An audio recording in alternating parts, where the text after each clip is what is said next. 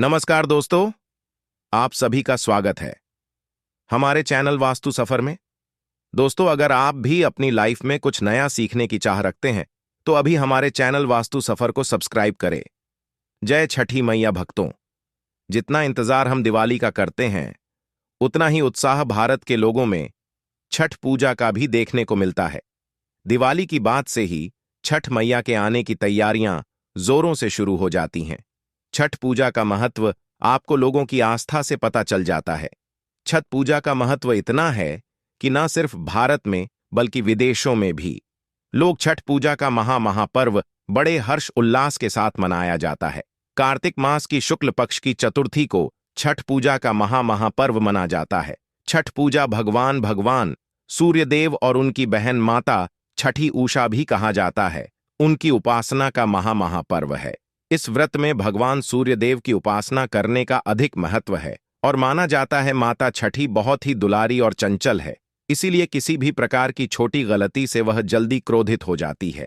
इसी कारण इस व्रत के नियम बहुत ही सावधानी पूर्वक बनाए गए हैं और उन्हें पूरी निष्ठा के साथ पाल भी करना चाहिए। छठ का महापर्व संतान प्राप्ति और संतान के अच्छे भविष्य के लिए भी बहुत ही लाभदायक होता है।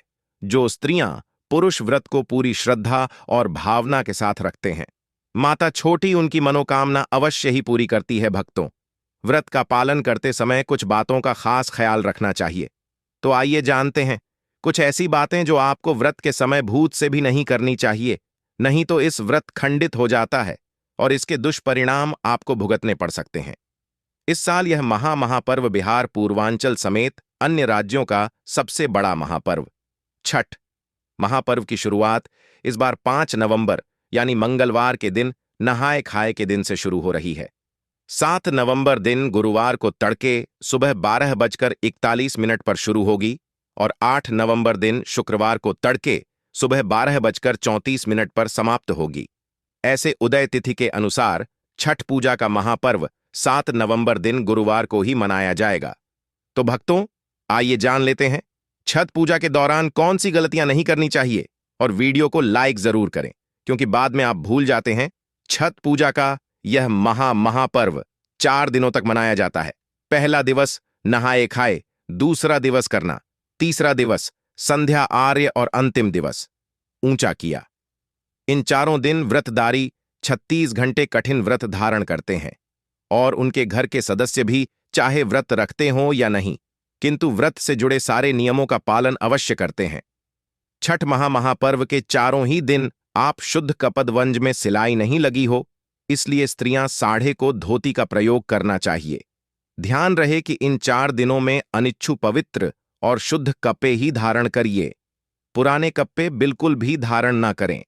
छठ महापर्व का सबसे कठिन नियम होता है कि आपको घर के बाकी सभी सदस्यों को स्वच्छता और सात्विकता का पूर्ण पालन करना होता है।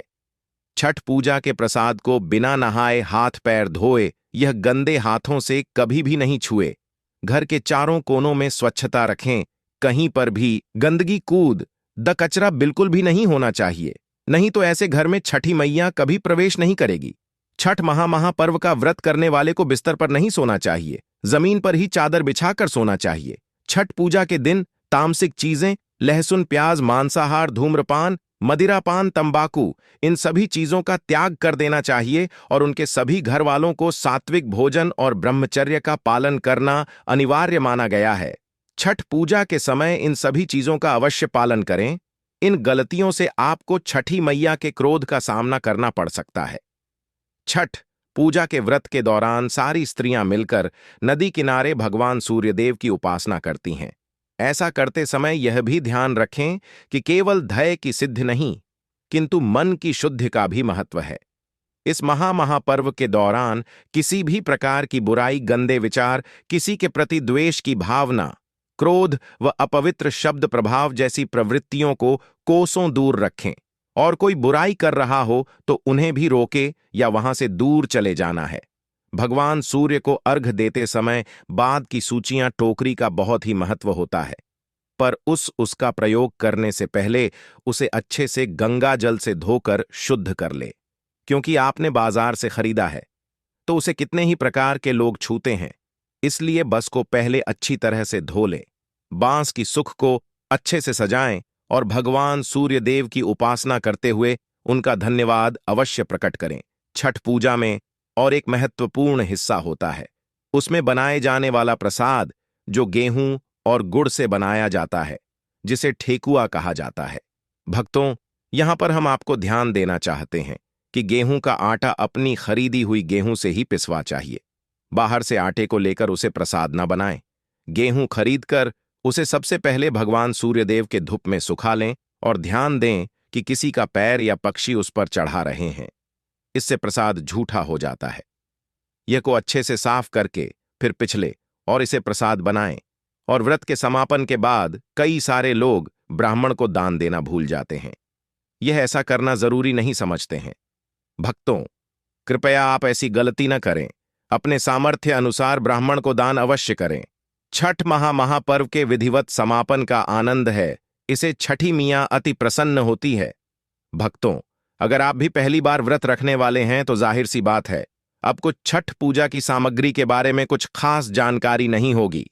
भक्तों, यदि आप भी पहली बार व्रत रखने जा रहे हैं तो परेशान ना हो। आज हम आपको सामग्री की पूरी लिस्ट के बारे में जानकारी देंगे। इसकी पूरी तैयारी समय पर कर लेंगे और आपको व्रत रखने के बाद भी किसी तरह की कोई परेशानी नहीं होगी। छठ पूजा की सामग्री चौकी, सूप, केले के पत्ते, 5 गन्ने जिसमें पत्ते लगे हुए होने चाहिए, नारियल जिसमें पानी हो, हल्दी, मूली और अदरक का पौधा, शकरकंदी और सुथी साबुत सुपारी, शहद, कुमकुम, चंदन, अगरबत्ती या धूप तथा कपूर, मिठाई, गुड़ा, गेहूं और चावल का आटा। छठ पूजा का प्रसाद रखने के लिए बांस की टोकरियां खरीदें। अगरबत्ती, धूप, चावल और सिंदूर, नए कपड़े। भक्तों, छठ पूजा का व्रत ऐसी स्त्रियां गलती से भी ना रखें, अन्यथा आपके संतान की मृत्यु भी हो सकती है। पति परमेश्वर पर भारी संकट आ सकते हैं। उल्टा आप पाप के भागीदार बन सकते हैं। ऐसी स्त्रियां छठ पूजा से रहे दूर। भक्तों, कार्तिक मास की षष्ठी को छठ मनाई जाती है। छठे दिन पूजी जाने वाली शक्ति को बिहार में आसान भाषा में छठी मैया कहकर पुकारते हैं। मान्यता है कि छठ पूजा के दौरान पूजी जाने वाली यह माता भगवान सूर्य की बहन है। इसीलिए व्रतधारी भगवान सूर्य को अर्घ्य देकर छठ मैया को प्रसन्न करते हैं। वहीं हमारे सनातन पुराण में दुर्गा माता के छठे रूप कात्यायनी माता को भी छठ माता का ही रूप माना जाता है। छठी मैया को संतान देने वाली माता के नाम से भी जाना जाता है। मान्यता है कि यह महापर्व संतान प्राप्ति के लिए मनाया जाता है। खासकर वह जोड़े जिन्हें संतान की प्राप्ति नहीं हुई है तो वह छठ का व्रत रखते हैं। वहीं सभी अपने बच्चों की सुख शांति के लिए छठ मनाते हैं।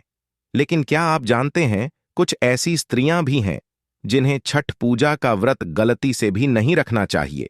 यह सबसे बड़ा घोर पाप माना जाता है। स्त्रियां ऐसी गलती कभी ना करें तो चलिए जानते हैं। भक्तों, हमारे सनातन शास्त्रों के अनुसार जो लोग अधूरी शादी करते हैं वह हमारे सनातन शास्त्रों का अपमान करते हैं। अधूरी शादी जैसे कि कोर्ट मैरिज और शादी के बिना ही संतान की उत्पत्ति कर देना सबसे बड़ा पाप है। ऐसे में छठ पूजा का व्रत ऐसे लोगों को अपने संतान के लिए कभी नहीं रखना चाहिए, क्योंकि आपने हमारे सनातन हिंदू रीति रिवाजों के अनुसार शादी नहीं की है, 7 फेरे नहीं लिए हैं। और भक्तों, बिन शादी के जब ऐसे लोग साथ में रहते हैं तो समाज में ऐसा रिश्ता कलंकित होता है। इसीलिए उसे किसी भी धार्मिक कार्य में तभी ही शामिल हो सकती है जब वह अग्नि के साथ फेरे ले। ऐसी शादी को ही हमारे सनातन शास्त्रों में सर्वश्रेष्ठ माना जाता है। ऐसे में अगर आपकी पूरी शादी है तो आप छठ पूजा कभी ना करें। आपके ऐसा करने से छठी मैया का अपमान होता है और आपको पाप लग सकता है। भक्तों, हमारे सनातन शास्त्रों के अनुसार इस व्रत को सच्चे मन से रखना चाहिए।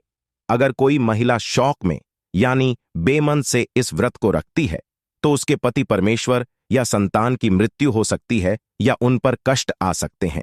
सच्ची श्रद्धा के साथ छठ पूजा का व्रत रखना चाहिए। इस व्रत के सफल होने से संतान सुख की प्राप्ति होती है। संतान के जीवन में कष्ट कभी नहीं आती। छठी मैया करती है, रक्षा घर परिवार होता है। खुशहाल छठ पूजा करने से करोध योगों के फल की प्राप्ति होती है। परिवार में सुख, समृद्धि व धन की प्राप्ति होती है। छठी मैया की पूजा करने से सभी मनोकामनाएं होती हैं। पूरी भक्तों वहीं कुंवारी कन्याएं और पुरुष भी छठ पूजा कर सकते हैं। छठ पूजा का फल करने गुनाह प्राप्त होता है। इससे मनुष्य के सभी पाप समाप्त हो जाते हैं और सुख समृद्धि की प्राप्ति हो जाती है। छठ पूजा का व्रत पूरा करने से खुद छठी मैया आपके पूरे घर की रक्षा करती हैं। अगर आप छठ मैया का आशीर्वाद पाना चाहते हैं तो कमेंट बॉक्स में लिखें, जय हो छठी मैया। दोस्तों, अगर वीडियो अच्छी लगी हो तो वीडियो को एक लाइक और हमारे चैनल वास्तु सफर को सब्सक्राइब जरूर करें। धन्यवाद।